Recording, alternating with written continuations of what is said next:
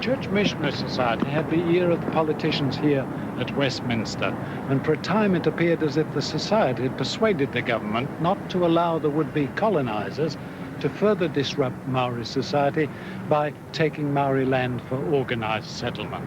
So the Colonial Office informed the New Zealand Company that the government's first priority was to reach agreement with the Maoris on the question of sovereignty.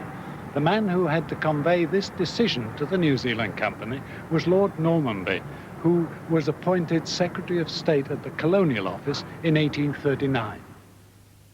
But in effect, all that Lord Normanby had done was to force the colonizers' hands, and they rushed to dispatch the Tory to New Zealand while the going was still good.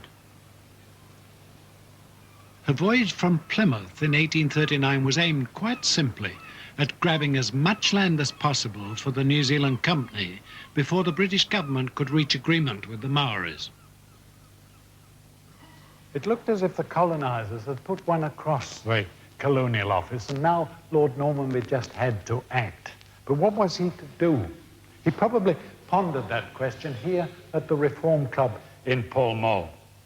It was the sumptuous retreat of the Liberal members of the government of that time. What he did, in fact, was to issue a series of instructions to the man who'd already been appointed British consul in New Zealand, Captain William Hobson.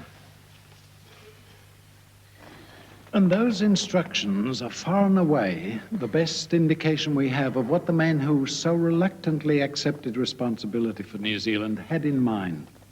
Normanby's instructions contained three key elements. The first stressed the importance of reaching a genuine agreement with the Maoris. The second made it clear that only the Crown was to have the right to purchase land from the Maoris. But the third went further.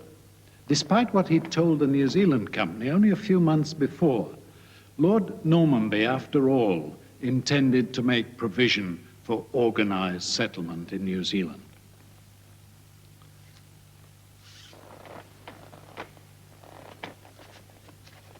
He instructed Hobson, as he put it, to purchase such wasteland as may be progressively required for the occupation of settlers.